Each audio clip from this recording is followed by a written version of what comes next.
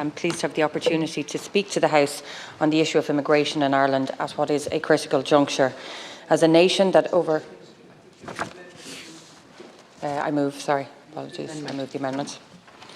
As a nation that over centuries saw so many Irish people emigrate to find safety or work, the Irish people understand what it means to be a migrant and know how much Irish emigrants contributed to the social and economic fabric of the US, the UK, Australia and so many countries around the world.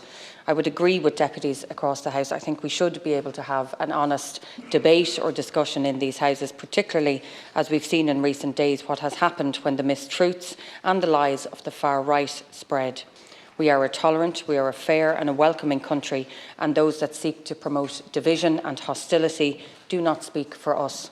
They seek to promote the division and the discrimination that Irish people faced abroad in past decades alongside people of colour when they were told no blacks, no Irish need apply. Their sectarian and racist bile seeks to deny the dignity of men, women and children. We all know that the far right want to spread fear. They want to turn our communities against one another, and we cannot allow this divisive tone and language to enter our politics. I therefore call on each member of this House and indeed the Shannon to refrain from encouraging, aiding or excusing those who would spread racist, xenophobic, anti-Semitic, anti-Islamic or sectarian disinformation or conspiracy theories of any kind. Members should condemn those who would spread such disinformation and incite violence against members of An Garda Síochána, the emergency services, workers and vulnerable migrants. As public representatives, each and every one of us has a duty to support the maintenance, development and promotion of an inclusive, cohesive Ireland where the humanity and dignity of all persons is recognised. In light of recent events, these obligations, I think, have become more pressing than ever.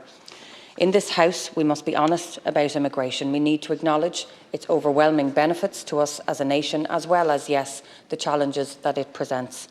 We must recognise the concerns that exist around housing, around accommodation services and work together to proactively address these challenges, and I know my colleague Minister O'Gorman will speak more on this later on. In Ireland right now, 20% of those working age were born outside of the country. Without all of the essential workers who have come to Ireland from overseas, buses would not run, patients in hospital and care homes would be without nurses, doctors and care workers to care for them, shops would struggle to open, the tech sector would shrink, tourist services would fail, the economy would contract, our tax receipts would be decimated, public spending would have to be slashed and unemployment would rise. We also have to be honest about the demographic challenges this country faces. Census 2022 shows a 26% increase among the over 70s in the last 6 years. We have an ageing population, which means that the proportion of working age people is shrinking. If we don't have enough workers, who will keep the economy going, staff our hospitals, pay the taxes needed to fund public services for older and vulnerable persons? Inward migration is absolutely key to plugging this gap.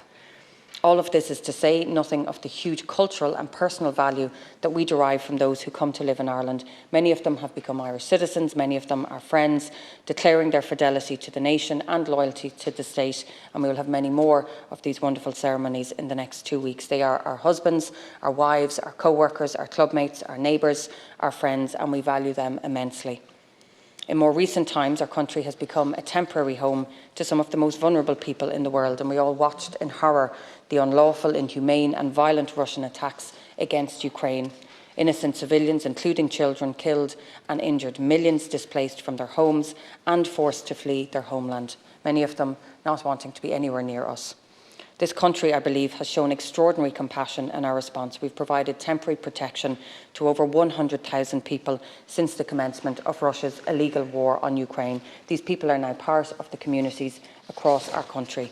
This government is proud of the swift action it took alongside other EU member states to activate the temporary protection directive. It ensured that the ordinary international protection systems across Europe were not overwhelmed by these fleeing the conflict, and it was important that this did not happen because, like all other signatories of the UN Refugee Convention, we understand that seeking international protection is a human right, and Ireland takes this obligation very seriously.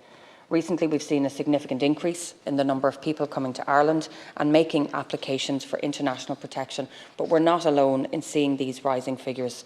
The number of applications across Europe has risen by 50% between 2021 in 2022, with Germany, France, Spain, Austria and Italy receiving the most applications. If we look at Ireland, applications in 2022 accounted for just 1.3% of the total EU. So while it feels like we have more than anybody else, we are just 1.3% of the EU total.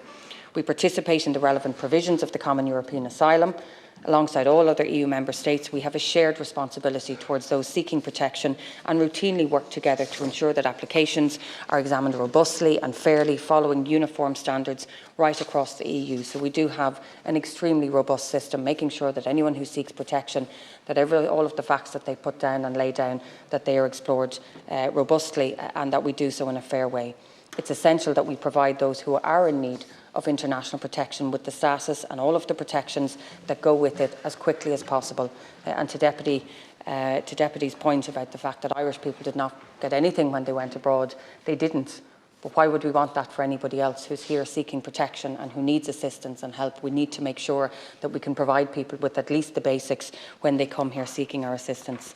The Government has provided my department with significant additional resources to increase our capacity to process applications. My department have been working hard to manage this increase in international protection numbers and to do so in a fair and an efficient way, whilst ensuring the integrity of the international protection process is maintained at all times.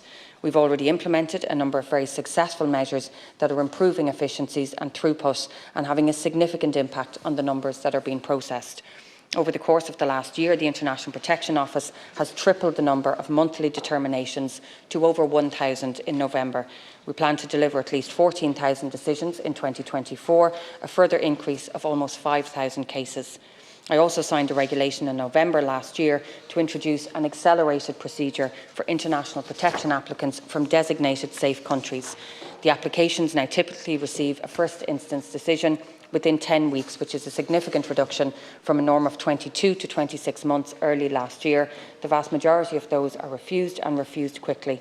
And just to outline one country which people tend to mention, last year we had 2,710 applications from Georgia.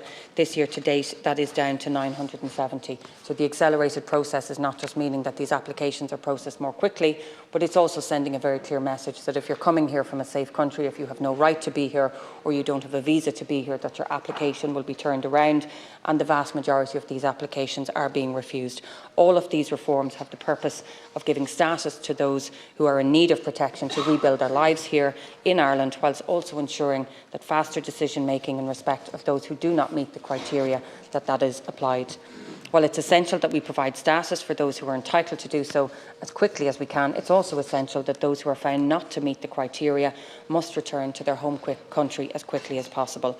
Removals are carried out when the persons concerned have not removed themselves from the state. Removals were suspended during the COVID pandemic, but to date in 2023, 285 removals have taken place. My department is currently engaged with the Garda National Immigration Bureau to enhance plans around removals for next year.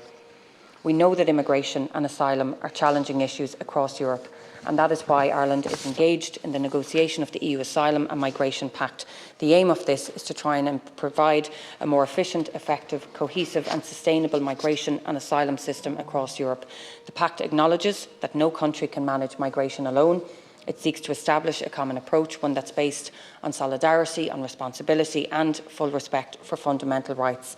As we move forward, we will continue to work in solidarity with our EU colleagues to support those fleeing the appalling situation in Ukraine. We will keep developing efficient and effective migration pathways for the essential workers that Ireland needs to support its society and economy, while of course maintaining robust border controls at our ports and our airports to ensure that those who are arriving are legally entering into our country.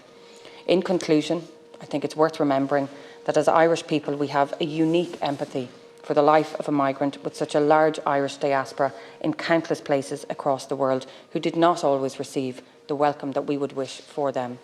We can decide to provide that welcome to those who come to Ireland, to help build our communities and to maintain our economy, and I think we deserve, or they deserve, that welcome, and indeed we will continue to give it to them. Thank you. Thank you, Minister. And now